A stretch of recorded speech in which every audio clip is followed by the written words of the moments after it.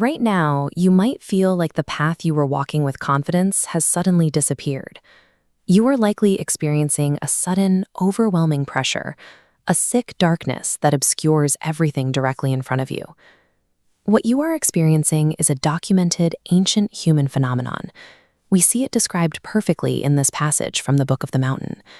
The text labels this specific crisis the trial of the high places, noting how a great darkness fell upon the high trails when those seeking wealth ascended from the valleys.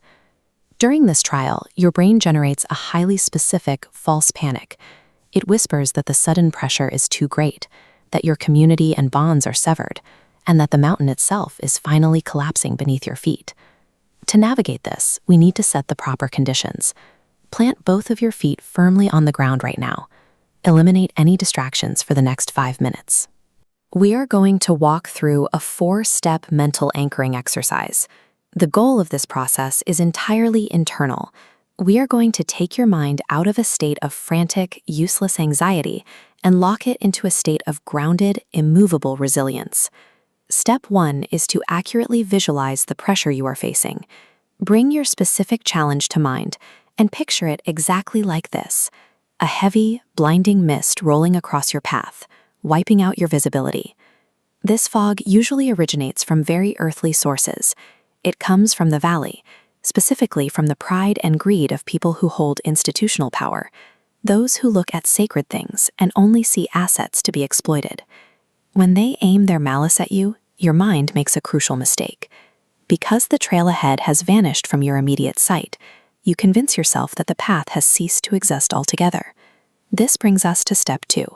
You have to consciously stop defending yourself in your own mind. Drop the need to control the narrative. Let go of the urge to fight back against the immediate crisis. You must realize the true nature of your adversary. Their power operates exactly like a fierce wind. It howls, it bites, and it makes an incredible amount of terrifying noise, but it possesses absolutely no solid substance. We have a written guarantee regarding how their authority ends. Look at the liturgy text here in verse 10. It states clearly that the silver of the accuser shall rust in the dirt, ensuring that their earthly power will inevitably decay. So the immutable rule of this conflict is simple. Attempting to fight the wind is impossible. It yields no results. Because the adversary's power is a temporary illusion built on noise, your only strategic failure would be wasting your finite energy trying to argue with a storm. Now for step 3. Sever your attention entirely from the chaotic noise swirling above you. Take all of your mental focus and drive it downward, directly into the soles of your feet. We anchor focus using a core concept in the literature. This section introduces the decree of the unshaken. The formula's logic is plain. Even if Earth's gales buffet the crags for 10,000 generations, the wind mathematically cannot wear away the stone. Seek out that specific physical sensation right now. You are looking for a heavy, sinking stability, a weight that physically pushes the frantic, anxious energy completely out of your chest. This homily passage explains exactly why the ground beneath you holds. It notes that true brotherhood and loyalty are forged in quiet adversity. Because your foundation wasn't granted by the permission of temporary rulers, it cannot be dissolved by their decrees.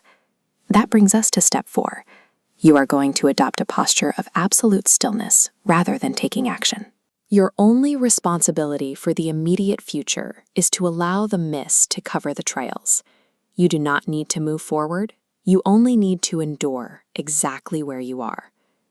True strength during a crisis is rarely measured by your ability to clear the fog. It is measured by your discipline to trust the unseen bedrock holding you up. Take one final, deep breath. Notice how the valley's noise has receded to the background, and your physical sense of grounding has increased. The storm will exhaust its own energy against the cliffside.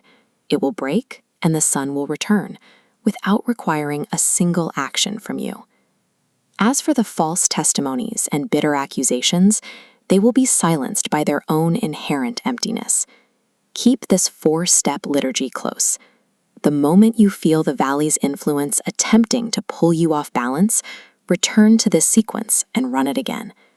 because when the fog inevitably clears, the mountain remains exactly where it was, and you will remain standing firmly upon it.